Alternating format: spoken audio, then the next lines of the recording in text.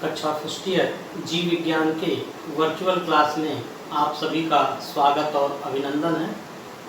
आज हम सब कक्षा फर्स्ट ईयर जीव विज्ञान के पाठ्यक्रम के इकाई 3 अध्याय 8 कोशिका का अध्ययन करेंगे। आइए इसका अध्ययन हम आरंभ करेंगे। जिस प्रकार कोई भवन छोटी छोटी ईंटों को जोड़कर निर्मित होता है, उसी प्रकार जीवधारियों का शरीर जिन सूक्ष्म इकाइयों से मिलकर बना होता है उसे हम कोशिका या सेल कहते हैं। कोशिका की खोज सन 1665 में रॉबर्ट हुक नामक वैज्ञानिक ने की थी। रॉबर्ट हुक अपने द्वारा संयुक्त सूक्ष्मदर्शी को जो इन्होंने बनाया था उससे कर्कश सुबेर एक पौधा है जिसे स्पेनिश को कॉमन बोलचाल की भाषा में कहते हैं कर्कश सुबेर। ये जो पौधा है, इस पौधे की कारक कोशिकाओं का अध्ययन ये सूक्ष्मदर्शी द्वारा कर रहे थे जो उन्होंने स्वयं बनाया था। और जब ये कारक कोशिकाओं को देख रहे थे सूक्ष्मदर्शी से, तो उनको अनेकों खटकोणीय संरचनाएं दिखी। वास्तव में ये खटकोणीय संरचनाएं मृत कोशिकाएं थी जिनका जीव द्रव्य नष्ट हो चुका था और इसमें सिर्फ मोटी कोशिका भित्ति दिख रही थी और इसमें काफी खाली स्थान बीच में था क्योंकि जीव द्रव्य कोशिकाओं का नष्ट हो चुका था। तो रॉबर्ट हुक ने इन खटकोणीय संरचनाओं का नाम सेल रखा। ये जो सेल या कोशिका है, यह एक लैटिन भाषा के शब्द सेलुला से लिया गया है और ये जो सेलुला शब्द है यह एक ग्रीक शब्द सेलुली से डिराइव्ड है, उत्पन्न हुआ है। और इस सेलुली का शाब्दिक अर्थ होता है हालो स्पेस, खाली स्थान। तो रॉबर्ट हुक ने संयुक्त सूक्ष्मदर्शी से इन खटकोणीय संरचनाओं को देखा था सर्वप्रथम। कर्कश सुबेर पौधे के ये मृत कोशिकाएं थी, कारक कोशिकाएं थी और इसका नाम उसने सेल रखा था। तो रॉबर्ट हुक को हम डिस्कवरर ऑफ सेल के रूप में जानते हैं। जीव विज्ञान की वह शाखा जिसमें कोशिका का अध्ययन किया जाता है उसे कोशिका विज्ञान या साइटोलॉजी भी कहते हैं और फादर ऑफ साइटोलॉजी के रूप में हम रॉबर्ट हुक को मानते हैं। यद्यपि कोशिकाओं को सर्वप्रथम देखने वाले व्यक्ति रॉबर्ट हुक थे, लेकिन इन्होंने मृत कोशिकाओं को देखा था। जीवित कोशिकाओं को सर्वप्रथम सन 1676 में जो देखने वाले वैज्ञानिक थे वो थे एंटोनी वान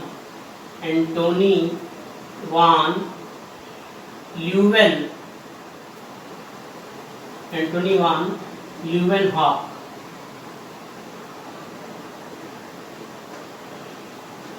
इन्होंने दांतों की मैल की खुरचन में जीवाणु कोशिकाओं की खोज की थी और ये कोशिकाएं जीवित थीं।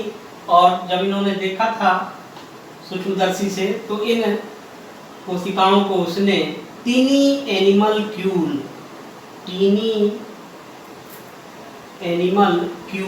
कहा था। टीनी एनिमल क्यूल को का शाब्दिक अर्थ होता है छोटे जंतु सदृश। तो जीवित कोशिकाओं को सर्वप्रथम देखने वाले व्यक्ति एंटोनी वान ल्यूवेनहॉक थे। इन्हें हम फादर ऑफ माइक्रोबायोलॉजी भी कहते हैं, सूक्ष्म जीव विज्ञान के जनक। फादर ऑफ प्रोटोजूलॉजी या फादर ऑफ बैक्टीरियोलॉजी भी इनको कहा जाता है।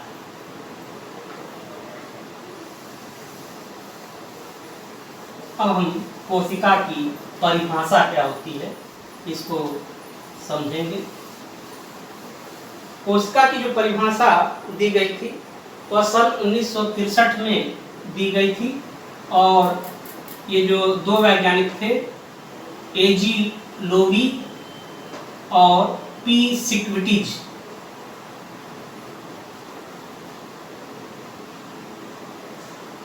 इन्होंने कोशिका की सर्वमान्य परिभाषा दी थी, जिसके अनुसार कोशिका जैविक क्रियाओं की वह इकाई है जो एक अर्धपारगम्य झिल्ली से घिरी होती है और जिसमें किसी सजीव तंत्र से रहित माध्यम में स्वतः जनन की क्षमता पाई जाती है। तो लोवी तथा सिक्विटिज के द्वारा जो कोशिका की परिभाषा दी गई है वह सर्वमान्य है। आइए अब हम लोग कोशिकावाद क्या होता है इसको समझें। कोशिकावाद, सेल थ्योरी। कोशिकावाद दो वैज्ञानिकों के द्वारा दिया गया था। इनमें से एक वैज्ञानिक मैथियास जैकब स्लीडन तथा दूसरे वैज्ञानिक थियोडोर स्वान थे। दोनों जर्मनी के वैज्ञानिक थे। जो मैथियास जैकब स्लीडन थे ये एक जर्मन बॉटनिस्ट थे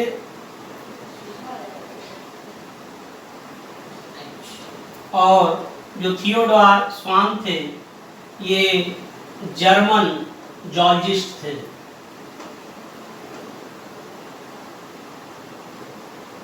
इन दोनों वैज्ञानिक ने सन 1838 तथा 39 में कोशिकावाद दिया था। कोशिका के बारे में अपना एक सिद्धांत दिया था जिसे हम कोशिकावाद कहते हैं। यह सिद्धांत तीन प्रमुख बातों पर आधारित था। जिनमें से प्रथम बात थी कि प्रत्येक जंतु तथा पौधों का शरीर कोशिकाओं से मिलकर बना होता है और कोशिकाएं जो हैं जीवधारी की संरचनात्मक तथा क्रियात्मक इकाइयां होती हैं। ये पहला बात था कोशिकावाद का। जो दूसरा बात था कोशिकावाद का वह था कि जितने भी उच्च जीवधारी हैं इनके शरीर में पाई जाने वाली प्रत्येक कोशिका का जीवन एक दूसरे से स्वतंत्र होता है। ये दूसरी बात थी कोशिकावाद की। और जो तीसरी बात थी कि कोशिकाओं की उत्पत्ति, नई कोशिकाओं की उत्पत्ति क्रिस्टल बनने की भांति होता है। तो ये जो कोशिकावाद दिया गया था स्लीडन और स्वान के द्वारा, इसकी प्रथम दो बातों की सहमति सभी वैज्ञानिकों ने दी, परंतु जो इनके द्वारा जो तीसरी बात कही गई थी कोशिकाओं की उत्पत्ति के संबंध में, ये नई कोशिकाओं की उत्पत्ति क्रिस्टल बनने की भांति होती है, इससे अनेक वैज्ञानिक सहमत नहीं थे। और उसमें विशेषकर जो रुडॉल्फ वर्चो एक वैज्ञानिक थे जिन्होंने सन 1885 में नई कोशिकाओं की उत्पत्ति के संबंध में लैटिन भाषा में एक फ्रेज दिया था जो होता है ऑमनिस सेलुला ई सेलुला, अर्थात नई कोशिकाओं की उत्पत्ति पुरानी कोशिकाओं में विभाजन के फलस्वरूप होती है। और इस प्रकार जो स्लीडन तथा स्वान के द्वारा जो कोशिकावाद में तीसरी बात कही गई थी कि नई कोशिकाओं की उत्पत्ति के संबंध में, कि नई कोशिकाओं की उत्पत्ति क्रिस्टल बनने की भांति होती है, इसे वर्चू ने सही किया और यह बताया कि नई कोशिकाओं की उत्पत्ति पुरानी कोशिकाओं में विभाजन के फलस्वरूप होती है। तो ये था हमारा कोशिकावाद। अब कोशिकावाद के कुछ अपवाद देखें। कोशिकावाद के अपवाद कौन कौन से अपवाद हैं जिस पर कोशिकावाद लागू नहीं होता है। तो उसमें सबसे पहले आता है वायरसेज,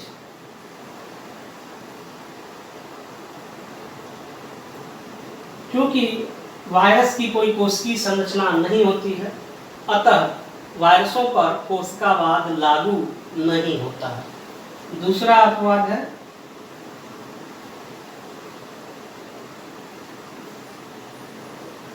बैक्टीरिया तथा नीली हरी शैवाल, ब्लू ग्रीन एल्गी, इन पर भी कोशिकावाद लागू नहीं होता है, क्योंकि इनका शरीर सिर्फ एक कोशिका से मिलकर बना होता है, यूनिसेलुलर होते हैं, और ये जो कोशिकाएं हैं प्रोकैरियोटिक इन नेचर होती हैं, अर्थात इसमें आद्य केंद्रक पाया जाता है। तो ये भी कोशिकावाद के अपवाद है, क्योंकि कोशिकावाद में कहा गया है कि जंतुओं का शरीर जो है कोशिकाओं से मिलकर बना होता है, और इनमें सिर्फ एक ही कोशिका होती है, और वो भी प्रोकैरियोटिक होती है, अतः ये कोशिकावाद के अपवाद हो गया। तीसरा, कुछ फंजाई जैसे राइजोपस, ये भी कोशिकावाद का अपवाद है, क्योंकि इनकी कोशिकाएं सिनोसिटिक होती हैं, अर्थात मल्टी न्यूक्लिएट, बहुकेंद्रकी होती हैं, जबकि कोशिका में केवल एक केंद्रक पाया जाता है, और इनकी कोशिकाओं में एक से अधिक केंद्रक होते हैं। अतः राइजोपस जैसे जो कवक हैं, यह भी जो है सिनोसिटिक नेचर होने के नाते, बहुकेंद्रकी होने के नाते कोशिकावाद के अपवाद के अंतर्गत आते हैं। इसी प्रकार से जितने भी प्रोटोजोआ हैं, ऑल प्रोटोजोन्स, ये भी कोशिकावाद के अपवाद हैं, क्योंकि इनका शरीर एक कोशिकीय होता है, जबकि कोशिकाओं से मिलकर बना नहीं होता, सिर्फ एक कोशिका इनके भी शरीर में होती है। अतः ये भी जो है कोशिकावाद के अपवाद है, क्योंकि यहाँ पे जो शारीरिक संगठन है वो एसेलुलर है, अकोशिकीय है, जीवद्रव्य स्तर का इसमें शारीरिक संगठन पाया जाता है। अतः जितने भी प्रोटोजोन्स हैं उनको भी कोशिकावाद का अपवाद माना जाता है। आइए अब हम कोशिका के प्रकारों के बारे में अध्ययन करें।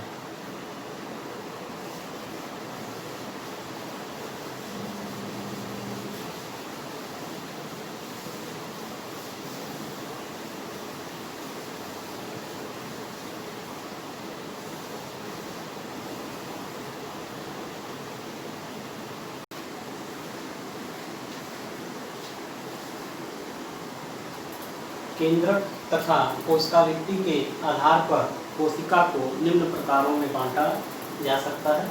आइए सबसे पहले केंद्रक के आधार पर कोशिकाओं के प्रकारों को हम जानें। तो पहला है केंद्रक के आधार पर।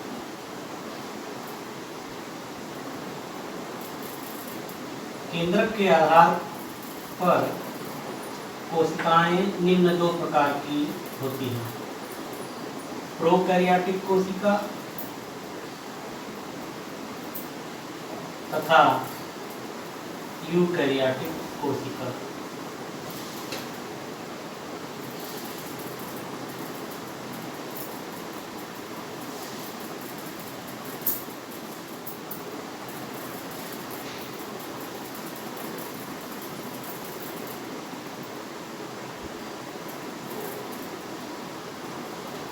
प्रोकैरियोटिक कोशिका प्राथमिक केंद्रक वाली होती है।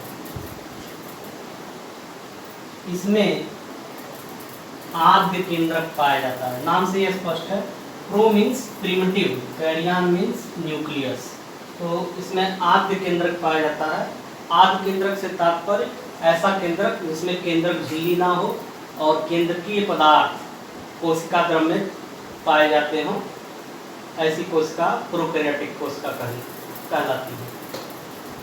यूकैरियोटिक कोशिका वास्तविक केंद्रक वाली कोशिकाओं को हम यूकैरियोटिक कोशिका कहते हैं। यू मतलब होता है ट्रू, ट्रू मतलब वास्तविक, और कैरियन मीन्स न्यूक्लियस। तो वास्तविक केंद्रक वाली कोशिकाओं को हम यूकैरियोटिक कोशिका कहते हैं। आइए प्रोकैरियोटिक तथा यूकैरियोटिक कोशिकाओं के बारे में विस्तृत जानकारी प्राप्त करें।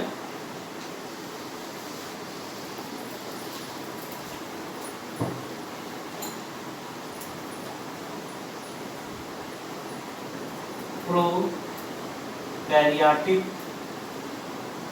सेल,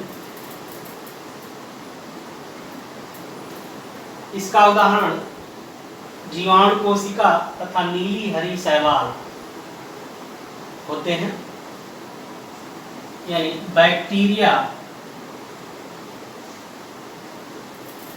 तथा ब्लू ग्रीन एल्गी इनके उदाहरण हैं। इनमें आद्य केंद्रक पाया जाता है, जिसमें केंद्रक झिल्ली नहीं होती, और इनके डीएनए में हिस्टोन प्रोटीन का जो है अभाव होता है। आइए एक जीवाणु कोशिका के चित्र के द्वारा प्रोकैरियोटिक सेल की संरचना को हम समझें।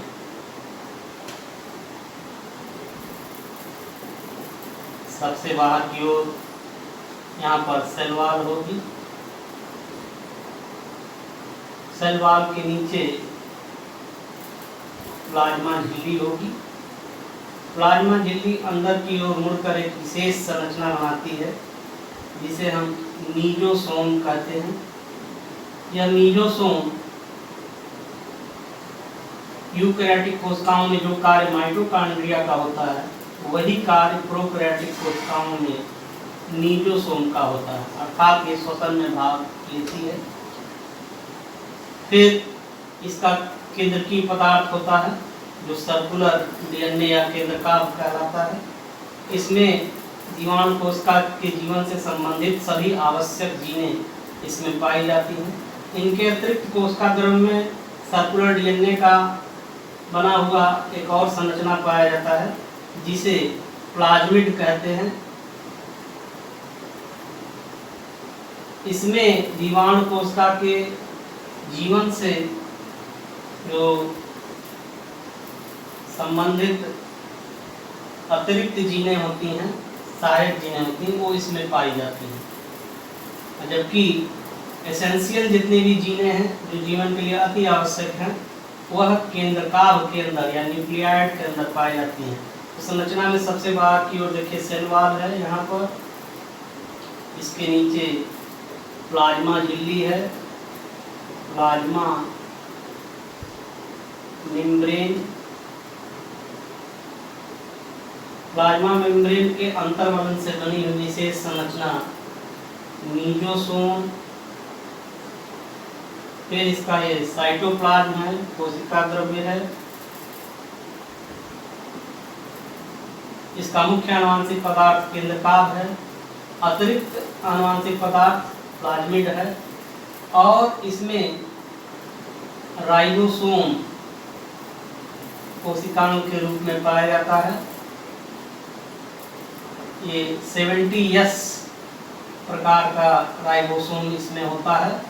राइबोसोम को छोड़कर अन्य कोई भी कोशिकांग प्रोकैरियोटिक कोशिकाओं में नहीं पाया जाता है। सेल वॉल से इसमें प्रचलन के लिए कशाभिकाएं भी लगी हुई पाई जाती हैं, जिन्हें हम फ्लैजिला कहते हैं। यह इसके प्रचलन अंग हैं। ये स्ट्रक्चर ऑफ बैक्टीरियल सेल है, जो कि प्रोकैरियोटिक कोशिका है। तो प्रोकैरियोटिक कोशिकाओं के बारे में अभी आपने जाना कि ये प्राथमिक केंद्रक वाली होती हैं।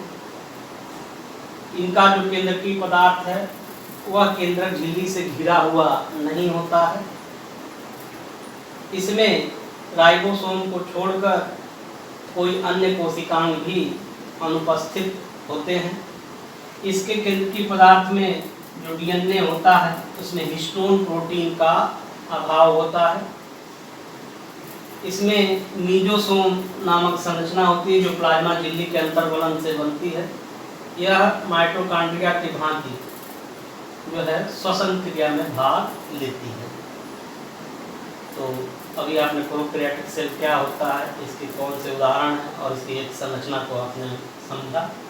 इसकी जो फ्लैजिला होती है इसमें 9+2 व्यवस्था नहीं पाई जाती है। इसका जो जीवद्रव्य है इसमें साइक्लोसिस जैसी घटना, घूर्णन जैसी घटना नहीं पाई जाती है, अर्थात इनका जीवद्रव्य जो है वह जो है भ्रमण नहीं करता है। आइए इसके बाद हम लोग यूकैरियोटिक कोशिका के बारे में जानें, उसके स्ट्रक्चर कैसे होते हैं।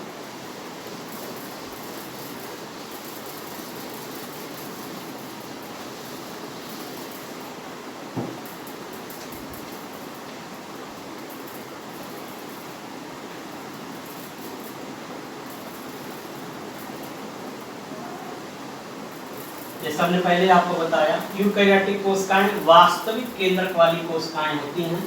जीवाणु तथा नीली हरी शैवालों को छोड़ दें तो जितने भी अन्य जीवधारी हैं उनकी कोशिकाएं इसी प्रकार की होती हैं, वास्तविक केंद्रक वाली होती हैं।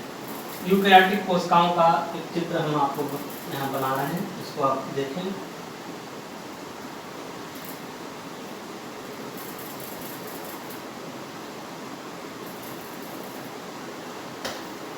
इनमें वास्तविक केंद्रक पाया जाता है। यहाँ जो वास्तविक केंद्रक होता है वो केंद्रक झिल्ली से घिरा होता है और इसमें गुणसूत्र, क्रोमोसोम्स जो होते हैं, आनुवंशिक पदार्थ, ये केंद्रक झिल्ली में घिरे हुए पाए जाते हैं। केंद्रक झिल्ली एक कंटिन्यूअस लेयर के रूप में नहीं होती है, इसमें जगह जगह छिद्र पाए जाते हैं जिन्हें हम केंद्रक छिद्र या न्यूक्लियर पोर कहते हैं। इसके अंदर केंद्रिका पाई जाती है जिसे हम न्यूक्लियोलस कहते हैं और ये गुणसूत्र है क्रोमोसोम, और इसके अंदर जो द्रव्य भरा होता है उसे हम केंद्रक द्रव्य, न्यूक्लियर सैक कहते हैं। सबसे बाहर की ओर इसमें प्लाज्मा मेम्ब्रेन होती है। अगर ये जंतु कोशिका है तो इसमें बाहर की ओर प्लाज्मा मेम्ब्रेन होगी, और यदि ये पादप कोशिका होगी तो प्लाज्मा मेम्ब्रेन के बाद सेल वॉल भी पाई जाती है। इसमें कोशिका के अंदर अनेकों कोशिकांग पाए जाते हैं, जैसे ये जो कोशिकांग है इसको अंतःप्रद्वयी जालिका, एंडोप्लाज्मिक रेटिकुलम कहते हैं। यह कोशिका का अंतःकंकाल बनाने का काम करती है। यह केंद्रक को साधने का भी कार्य करती है।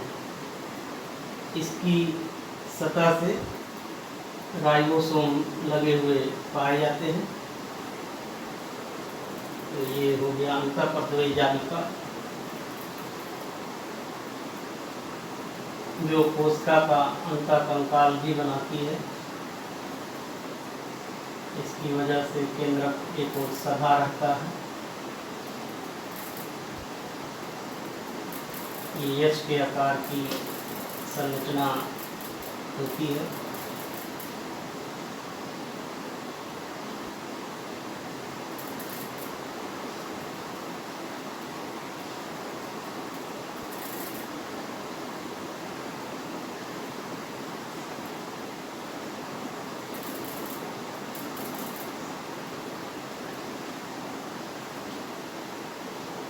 अंतःप्रद्वयी जालिका के अतिरिक्त इसमें अन्य कोशिकांग भी पाए जाते हैं, जैसे इसमें माइटोकॉन्ड्रिया,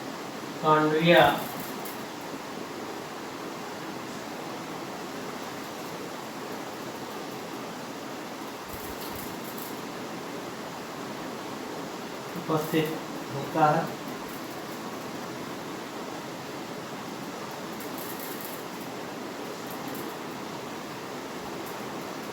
माइटोकॉन्ड्रिया, इसमें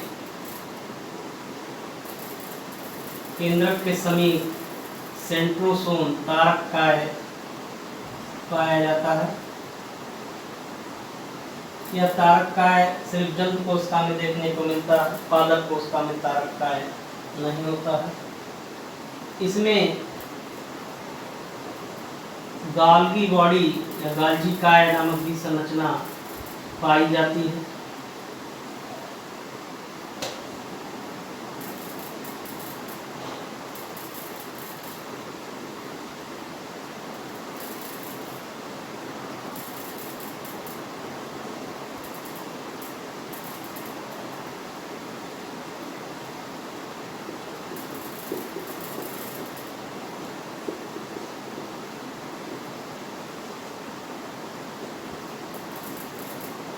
इसमें स्टेरोसोम, मार्क्सिसोम जैसी संरचनाएं भी जो है पाई जाती हैं।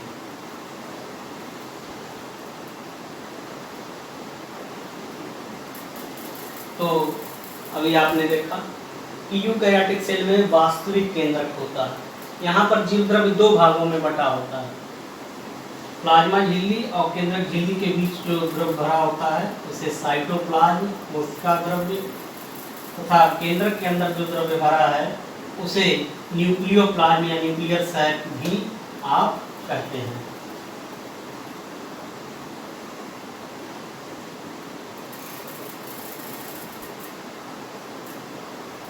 तो अभी आपने देखा कि केंद्रक के आधार पर दो प्रकार की कोशिकाएं होती हैं, प्रोकैरियोटिक सेल और यूकैरियोटिक सेल। अब आइए कोशिका भित्ति के आधार पर कोशिकाओं के प्रकारों को हम समझें। तो कोशिका भित्ति के आधार पर कोशिकाएं दो प्रकार की होती हैं।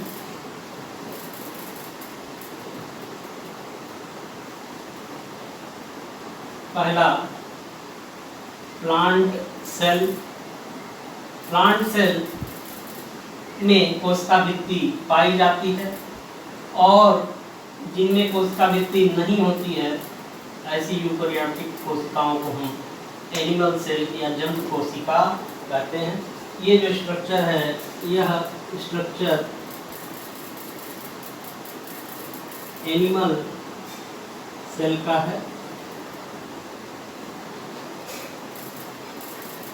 अब साइड में ही बगल में हम एक प्लांट सेल बना देते हैं, जिससे आपको प्लांट सेल और एनिमल सेल में अंतर समझ में आ जाएगा।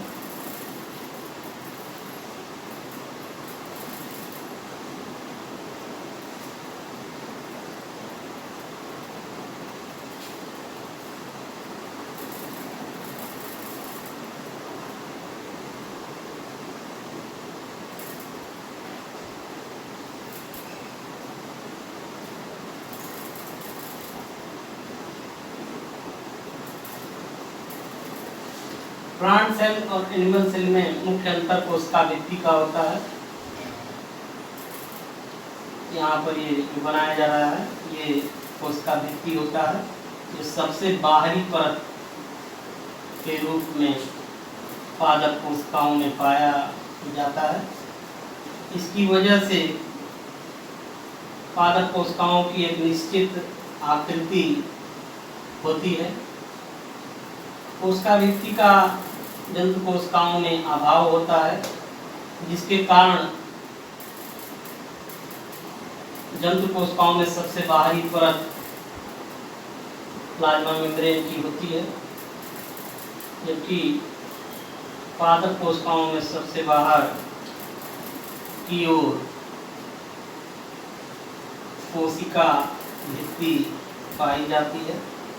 कोशिका भित्ति के ठीक नीचे यहाँ पर प्लाज्मा झिल्ली होती है, जो जीव द्रव्य को चारों ओर से घेरे होती है। इसमें भी वास्तविक केंद्रक पाया जाता है।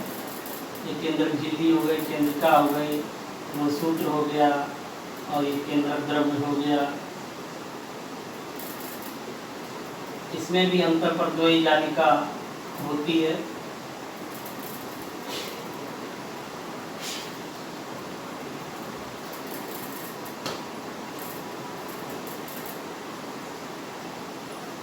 यहाँ भी अंतःपर्दोयी जालिका है।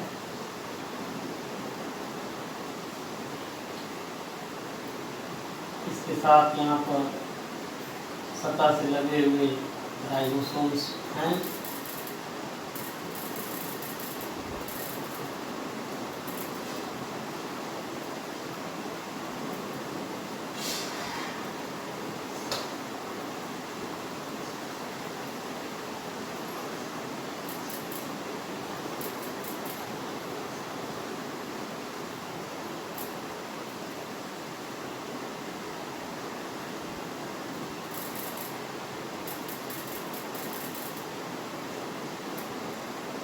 इसमें भी माइटोकॉन्ड्रिया उपस्थित होता है। इसमें हरित लवक भी पाया जाता है पादप कोशिकाओं में। जंतु कोशिकाओं में हरित लवकों का अभाव होता है। इसमें जो गालजिकाय होता है वो आकार में जंतु कोशिकाओं के मुकाबले छोटा होता है, अतः यहाँ पर गालजिकाय को डिक्टियोसोम कहते हैं। डिक्टियोसोम कहते हैं।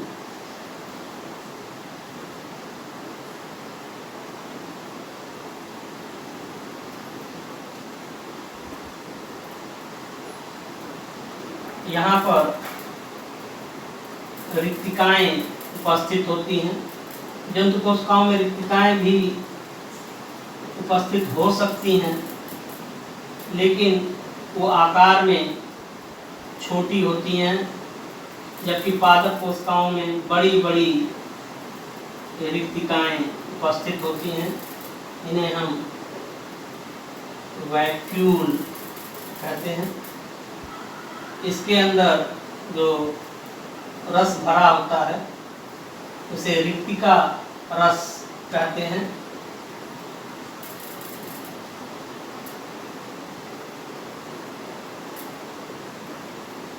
इसकी जो झिल्ली होती है उसको हम टोनोप्लास्ट कहते हैं।